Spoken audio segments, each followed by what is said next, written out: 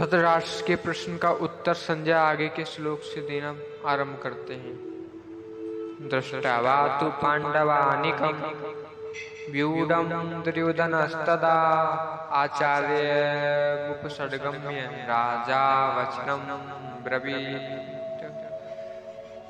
तथा जिस समय दोनों सेनाएं युद्ध के लिए खड़ी हुई थी, उस समय की बात संजय यहाँ तदा पद से कहते हैं, कारण कि धृतराष्ट्र का प्रश्न युद्ध की इच्छा वाले मेरे और पांडु के पुत्रों ने क्या किया इस विषय को सुनने के लिए ही है। दृष्ट्वा पांडवैनिकं व्यूढम्, पांडवों की वज्रव्यूह से खड़ी सेना को देखने का तात्पर्य है कि पांडवों की सेना बड़ी ही सुचारू रूप से और एक ही भाव से खड़ी थी, अर्थात उनके सैनिकों में दो भाव नहीं थे, मतभेद नहीं था। उनके पक्ष में धर्म और भगवान श्री कृष्ण थे। जिसके पक्ष में धर्म और भगवान होते हैं उसका दूसरों पर बड़ा असर पड़ता है। इसलिए संख्या में कम होने पर भी पांडवों की सेना का तेज था क्या प्रभाव, और उसका दूसरों पर बड़ा असर पड़ता था। अतः पांडव सेना का दुर्योधन पर भी बड़ा असर पड़ा, जिससे वह द्रोणाचार्य के पास जाकर नीति युक्त गंभीर वचन बोलता है। राजा दुर्योधन को राजा कहने का तात्पर्य है कि धृतराष्ट्र का सबसे अधिक अपनापन यानी मोह दुर्योधन में ही था। परंपरा की दृष्टि से भी युवराज दुर्योधन ही था।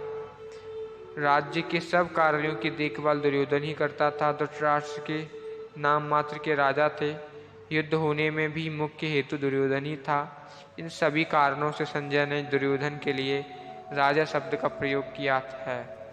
आचार्यमुपसर्गम्य, द्रोणाचार्य के पास जाने में मुख्यतः तीन कारण मालूम देते हैं। अपना स्वार्थ सिद्ध करने के लिए, अर्थात द्रोणाचार्य के भीतर पांडवों के प्रति द्वेष पैदा करके उनको अपने पक्ष में विशेषता से करने के लिए दुर्योधन द्रोणाचार्य के पास गया। व्यवहार में गुरु के नाते आदर करने के लिए भी द्रोणाचार्य के पास जाना उचित था। मुख्य व्यक्ति का सेना में यथास्थान खड़े रहना बहुत आवश्यक होता है, अन्यथा व्यवस्था बिगड़ जाती है। तो इसलिए दुर्योधन का द्रोणाचार्य के पास खुद जाना उचित ही था। ये तीन कारण हैं विशेषतः दुर्योधन का द्रोणाचार्य अपने गुरु के पास जाने के। यह शंका हो सकती है कि दुर्योधन को तो पितामह भीष्म के पास जाना चाहिए था, जो कि सेनापति थे, पर दुर्योधन गुरु द्रोणाचार्य के पास ही क्यों गया। इसका समाधान यह है कि द्रोण और भीष्म दोनों उभय पक्षपाती थे, अर्थात वे कौरव और पांडव दोनों का ही पक्ष रखते थे। उन दोनों में भी द्रोणाचार्य को ज़्यादा राजी करना था, क्योंकि द्रोणाचार्य के साथ दुर्योधन का गुरु के नाते तो स्नेह था, पर कुटुंब के नाते स्नेह नहीं था, और अर्जुन पर द्रोणाचार्य की विशेष कृपा थी। अतः उनको राजी करने के लिए दुर्योधन का उनके पास जाना ही उचित था। व्यवहार में भी ये देखा जाता है कि जिसके साथ स्नेह नहीं है, उससे अपना स्वार्थ सिद्ध करने के लिए मनुष्य उसको ज़्यादा आदर देकर राजी करता है। दुर्योधन के मन में ये विश्वास था कि भीष्म जी तो हमारे दादाजी ही हैं, अतः उनके पास ना जाऊं तो भी कोई बात नहीं है। ना जाने से अगर वे नाराज भी हो जाएंगे तो मैं किसी तरह से उनको राजी कर लूँगा, कारण कि पितामह भीष्म के साथ दुर्योधन का कौटुंबिक संबंध और स्नेही था। भीष्म का भी उसके साथ कौटुंबिक संबंध और स्नेह था। इसलिए भीष्म जी ने दुर्योधन को राजी करने के लिए जोर से शंख बजाया है।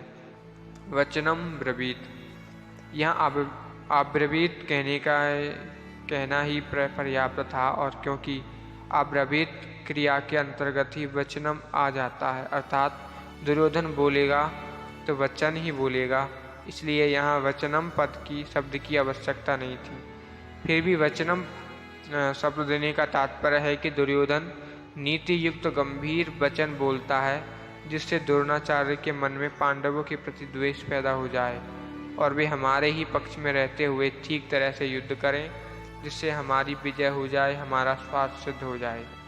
ये था गीता के प्रथम अध्याय का दूसरा श्लोक और उसकी संपूर्ण व्याख्या, जो कि श्री राम सुखदास जी द्वारा रचित है, लिखी गई है।